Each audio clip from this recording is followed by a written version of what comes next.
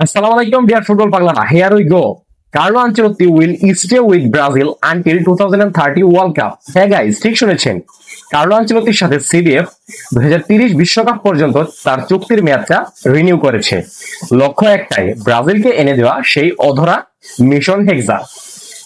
Real Madrid, Chelsea, PSG, Bayern Munich, AC মিলানের মতো giant ক্লাবগুলোর হয়ে সাফল্য অর্জনের পর কার্লো আনচেলত্তি ইন্টারন্যাশনাল ফুটবলেও তার নামটা স্বর্ণাক্ষরে লিখে রেখে যেতে চান।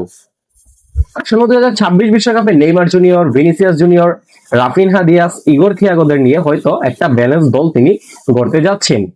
এর পাশাপাশি 2030 বিশ্বকাপের জন্য কিন্তু তার পরিকল্পনা অলরেডি স্টার্ট হয়ে গেছে।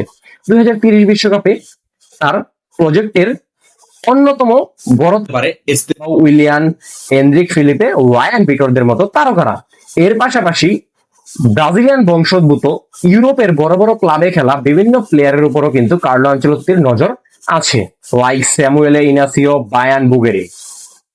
সো কার্লো আনচেলত্তির অধীনে 2026 বিশ্বকাপে হয়তো বা ব্রাজিল কিছুটা আন্ডারডগ হিসেবে যাচ্ছে, বাট 2030 বিশ্বকাপে ব্রাজিল হয়ে যেতে পারে আরো বেশি ডেঞ্জারাস। তো আপনার কি মনে হয়, ব্রাজিল কি কার্লো আনচেলত্তির অধীনে 2026 বিশ্বকাপ অথবা 2030 বিশ্বকাপ জিততে পারবে?